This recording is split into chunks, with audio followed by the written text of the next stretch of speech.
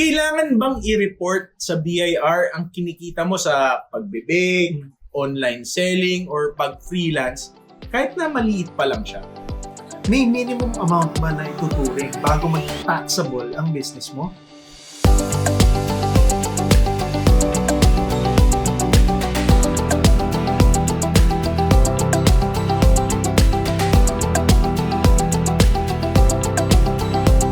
Welcome to Legal Guide Philippines, where we simplify the law to help you make better choices. I'm Attorney Erwin Sagala and I'm with my partner, Attorney Ramon Ramirez. Okay, so ang pag-usapan natin ngayon, yung mga side businesses. No? Lalo na tayong mga Pinoy. No? Side businesses ng mga kababayan natin. May technical term yan. Oh, Racket. racket. Okay, yeah, true. And this is very timely, no? Because we're recording this right now, and we're in a time where medyo may uncertainty sa economy, no? There's war going on, High oil prices. Yeah, high oil prices, and I think naging talamak din to during the pandemic. Maraming nag-sideline, nag-side hustle or whatever to augment yung kita nila because maraming mga negosyong mawala. Yeah, so yan ang pag-usapan natin today, no? So meron tayong letter today, no? Galing sa ating one of our listeners or viewers or whatever, si Boyet. Ano sabi ni Boyet? Good day po, attorneys. I am a full-time office employee. Pero tuwing weekends, nag-a-accept ako ng graphic design commissions. Mukhang ano to? Anong tawag doon? Freelancer, oo. Graphic design commissions. At minsan, nagbebenta ng mga homemade cookies. So, sipag. Very entrepreneurial. Okay. Hindi naman kalakihan ang kita. Pambayad lang ng kuryente at konting ipon. Okay, makes sense? Marami po akong naririnig na hanggat hindi umaabot ng 250,000 ang kita sa isang taon, okay lang na hindi mag-register sa BIR. May nagsasabi rin na hobby lang naman daw ito kaya hindi kailangang i-declare. Attorneys, ano po ba ang legal definition ng income at kailangan bang mag-register agad kahit trial phase pa lang ang side hustle ko? I think yun yung biggest concern. Yes, okay. So I think there are a lot of Filipinos, no, na who are in the same boat as Boyet. So basically, Boyet is employed pero kumikita siya on the side. No, meron siyang side hustle. Actually, maraming Pinoy na iba-iba yung ways ng on the side nila. May mga Pinoy na ang side hustle nila content creator. Diba? Or yung iba naman nagbebenta sa Facebook Marketplace, buy and sell. Yeah, buy and sell. Or yung anong tawag doon, yung assistant, VA, mga virtual assistant. No? Yes. So yes, and these are ano ba yung virtual assistants usually offshore na na mga clients nila may mga pinapagawa virtually and nagagawa nila yung trabaho. I think, Attorney Ramon, ang maganda rito is we get to start with the legal definition. Ano ba talaga yung income para magka-intindihan? Okay, so nung time nung pandemic, naglabas si BIR ng ng regulations or circular or whatever that's called. Na parang basically reminding everyone, kayo mga online kayo mga TikToker or whatever, taxable lahat yan. Naalala ko yan. Diba? It caused a major uproar on social media. Yes. Yung mga tao nagwawala. Bakit gano'n? Gumagawa na namin paraan. Sisingilin nyo pa kami. Okay, so let's go back to the law. So iba ang dating namin nun, iba ang dating sa amin nun as lawyers, basically. Na parang kami kasi, we have been aware of the definition. Pero yung ibang tao, apparently, parang nagulat kasi may iba-iba interpretation. So, Attorney Ramon, ano ba yung definition na okay, so anyway, under our Philippine law, no, especially for resident Filipino citizens, no? So, basically, ano ba ang gross income? Ano bang income para sa under our law? It's basically everything. No? Actually, sa natin, no, sa batas natin, ang definition ng income is gross income muna, no? Ano may gross income? It's all income derived from whatever source. And then yung batas natin will enumerate a lot of examples kung ano yung income. So let's say, syempre nandiyan na yung salary, no? Compensation as an employee. The usual. Yeah, yung usual. Salaries, wages, commission. Pwede rin from the conduct of business. Yan. Kung negosyante ka, any income na na nakukuha mo from conduct of business or exercise of profession sa law office natin. Yes. Ano yan? Taxable yan. Ano pa? There are gains or yung income from dealings in property. Pag nag-buy and sell tayo, whether lupa yan, kotse, even Rolex or whatever, income lahat yan. No? I think the magic word there is all income. Yes. So, yung tax code natin, yung batas natin, defines yung income. The way it defines income is mag-enumerate siya and basically lahat ng similarly situated. No? So guys, no, the idea is anything na pinagkakitaan nyo, kahit nagbenta ka ng bubble gum, no? Technically, income yan. Kasi pasok sa all. Oo.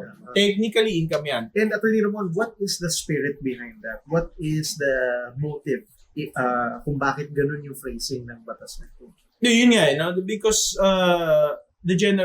we call it income tax. No? So, isa sa mga main sources of main na tinatax ng ng gobyerno natin is income tax, no? And when we say income tax, basically any activity or whatever na kumita ka, meron kang pinagkakitaan, that is technically income and that should be technically subject to income tax. Yes. Okay? So, ganun siya dinedefine ng natin. Now, it's even more stringent or more strict if you are a resident of the Philippines and you are a citizen of the Philippines. Why? Because under our law, resident citizen of the Philippines is subject to income tax from all sources. All sources, no? So kahit na side hustle lang yan, technically under our law, that is subject to income tax, no? And not just all sources within the Philippines and outside of the Philippines. Literally all, no? So that is the situation, guys, no? So we're not, whether it's fair or not, I reserve my opinion on that. Pero as it is, yun ang nakalagay sa batas natin. Ibang video yun. Ibang video yung opinion namin on that. No, pero yun, that's what no. So to answer Boyd's question, no, kahit maliit pa lang yung income mo, whether or not kumita ka lang ng 5 piso in 1 year, taxable ba yon? Technically, yes. No. Without looking into yung exemptions, no, kasi may minimum naman. No, but generally everything is any income, anything na pinagkakitaan is taxable. Minsan nga, naalala mo yung binasa natin na kaso nung nasa law school tayo. Magka-classic kasi kami ni Attorney Erwin sa law school. Na kahit income illegally acquired, subject to tax. Yes. No? So, pati yun, no? Subject to tax. Okay? So guys, I hope it's clear, no? Side hustle income is technically subject to income tax. Okay? Clear? Yep. Okay. Now, yung income tax will really depend on where the income tax is coming from. Okay? Now, for a resident citizen, ang sabi nga namin, because if you are a resident of the Philippines and you are a citizen of the Philippines, you will be subject to tax kahit saan man nanggaling yan, no? So whether sa Pilipinas mo kinita yan or binayaran ka ng VA ka, no? Binayaran ka ng boss mo na or client mo na Amerikano, that is all subject to income tax, no? It will be different if you are a non-resident citizen or whatnot. Pero if you are a resident of the Philippines and you are a citizen of the Philippines, you are subject to all income here in the Philippines and even if binayaran ka galing sa labas. Okay? So that is clear. Okay. Now, are there any exceptions? No? Kasi, Tony, sobrang namang niyan. kumita lang ako ng 5 piso, nagbenta ako ng bubble gum, i-report ko sa BIR, subject to income tax. Ano nang kinita ko diyan, 'di ba? Kukuha pa yung gobyerno, no? So yun na, strictly speaking, these are all subject to income tax, no? And pwede bang hindi na lang ako mag-register sa BIR? Ano ba 'yun? Re-register pa ako, pupunta pa ako sa BIR, kukuha pa ako ng kung ano-ano. Tapos ang kikitain ko lang maliit, no? May exemption ba? Ideally, in an ideal world, wala, no? So as soon as kumikita ka ng any additional income, you're holding yourself out na nagnenegosyo ka or whatever, you should be technically in an ideal world registering with the BIR. Okay? But of course, to be realistic about it, yung urgency of it needs to be planned for. That's why you need to consult with somebody, with a professional, with a tax professional, so that they can help guide you on when it is the right time to actually and transition yourself from a under the radar negosyante to somebody who's registered with the BIR and andun ka na sa radar nila. Okay? Now there is a myth, no? And to be clear, no, the law states very clearly that every person subject to any internal revenue tax should register on or before the commencement of business. Okay? So kahit na maliit pa lang yung negosyo mo, technically, dapat, or in an ideal world, dapat nagre-register na sa BIR. Okay? There are practical considerations to consider, but ang sinishare lang namin is kung ano yung nasa batas. Make sense? Okay. Kumbaga, yung pure form of the pure application of the Now, there might be opinions, practical opinions or whatnot. That's not what we're sharing right now. Okay.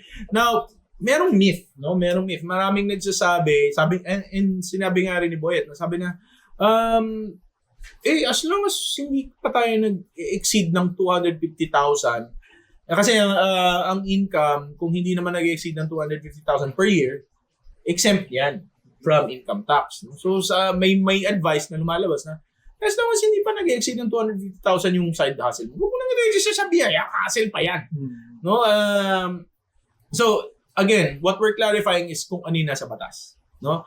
And actually, kung as far as the BIR or the government is concerned, whether or not kung magkita ng 250,000 yan, i-register mo na yan. Diba? And i-report mo na lang. Let's say, ang kinita mo lang in 1 year is 100,000. I-report mo yung 100,000, pero ang conclusion is wala akong babayaran na tax. Kasi exempt ako. Kasi hindi ko na exceed yung 250,000 threshold. Pero ang importante doon, there needs to be paperwork. Kailangan may submission. Okay? So, yun yung in an ideal world, dapat registered ka na. But naiintindihan namin why there will be advice na huwag ka na muna mag-register, huwag mo na munang i-hassle yung sarili mo. Wala ka namang babayaran pa ng tax. Okay? So, understandable yung ganong advice, no? But yun nga, what we're sharing with you is kung ano yung in an ideal world. Okay? So, just to understand, hindi kayo exempt from registration just because maliit pa yung tax nyo. But there are practical considerations to consider. And that's something that you need to discuss with your professional, whether it's a legal professional or a tax professional. Ayan. Now, anything else, Attorney Erwin? Actually, Attorney Ramon, napapansin ko pa ulit-ulit na nababanggit mo in an ideal world. Yes. In an ideal scenario. Kasi I think where you're coming from is kung ano yung situation na na-envision ng lawmakers natin, yun yung tinry nilang i-replicate sa batas. Correct. Pero, I think kailangan mo rin siyang ibangga with the realities of everyday life. Diba? True. So, sa implementation, there might be different opinions or different ways of going about it. Yes. And again, the situation of every person is different. No? There are people na talagang who are going to be sobrang under the radar. No? So the advice that may be given to you will be different as opposed to somebody who is platinum in YouTube. And marami nang pumapasok na sa kanya, no, na income sa kanya, kahit side hustle niya lang 'yun. No, so there has to be some planning involved there. No? Kailangan pagplanuhan and i-discuss with a professional kung how you can move from an under-the-radar entrepreneur to somebody who is registered with the government and is actually contributing to society, to our, regardless of how that tax is being used by people in power. No, that's that's a different matter altogether. Okay, so yeah, no, so if you have a side hustle, guys, please don't panic. No, even if we're saying na uy, dapat register na kayo, don't panic. No, kung hindi niyo pa ginagawa, the best thing to do is now is to consult with a professional, somebody that you trust, somebody who has been doing this for a long time. No, so please, pag pumili kayo ng pagko-consultant, please be aware of that. No? So what's important is you start planning your compliance strategy. Now, how do we do this? First, why don't you try to already ensure na meron na kayong logbook of all your sales and expenses, no? Even if hindi pa kayo registered, no? Obviously, ideally, na mag-register kayo, no? But even if hindi pa kayo registered, have already, make sure na properly documented yung kinikita nyo and yung expenses niyo. Okay? And this is good practice, lalo na when you've decided to register and become a legitimate business. Okay? Now, a lot of you kasi will be what we consider mixed income earners. No? Like si Boyet. Si Boyet daw is employed siya. No? So, kung purely employed kasi si Boyet, yung company niya na yung yung magre-report ng income niya. And that is part of the BIR regulations. So na wag na natin i-hassle yung empleyado na siya pagagawa ng niya, di ba? Si company na yung gagawa nun and i-file na lang niya dun sa BIR, no? Na ito lang yung kinita ng tao na to and ito na po yung mga winidhold namin na taxes niya and bayad na po siya. Yan, ganyan. Now, however, since si Boyet kumikita din siya on the side, in an ideal world, hindi na siya purely compensation income earner, mixed income earner na siya. Yes. So since mixed income earner na siya, babalik sa kanya, sa'yo, Boyet, no, yung responsibility to record or to show the BIR ano yung mga kinita mo as an employee and ano yung kinita mo as a on-the-side entrepreneur. Yes. And then you make your calculations and ibabayad natin yung tamang tax. Okay? So again, you don't immediately need to do this now, but definitely, like we said, like Attorney Erwin and I said, this is part of the law, no? And actually required siya. So please start planning how you can transition to somebody who is an upstanding member of society who gives their part and contributes to society. Yes. Also take advantage of yung Ease of Paying Taxes Act. No, under the Ease of Paying Taxes Act, you can already do digital registration. Wala na yung every year na registration fee. No, so it makes it easier to transition your hobby nyo na passionate kayo to actually a legal business. Mm-hmm. Okay? So those are those are our advice for you, Boyet, no? So hopefully nakatulong kami. Okay. Now for most of you, this video on online taxes would have been enough. Malamang nadaanan namin yung mga concerns ninyo.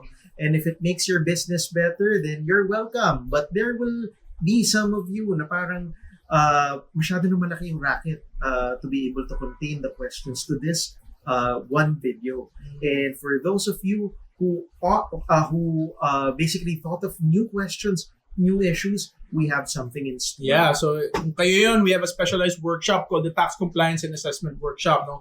Here you can learn, you can learn about this workshop by clicking the link. We'll post it somewhere. And during this workshop, you'll learn or we'll teach you a clear, organized, step-by-step process on how to register your business, file, and stay invisible to a certain extent, by being invisible to the BIR by being 100% compliant. Yan, no? You learn the actual math to compare the various rates so you can pick the most tipid path.